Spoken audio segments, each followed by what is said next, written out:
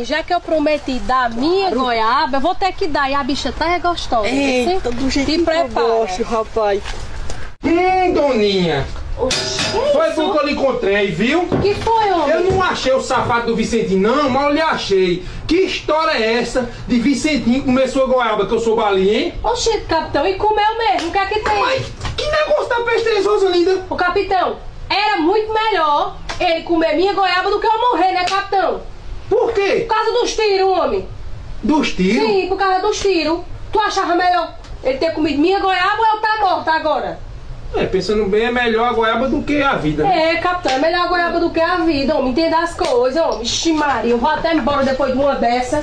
Deus me livre. Não deu a goiaba por causa dos tiros, né? Oxi, mas quem tava dando os tiros era eu. Então Rosalinda deu a goiaba por nada. Oxi. Não foi a goiaba que eu pensava, mas essa aqui, rapaz, tá gostosa também, homem.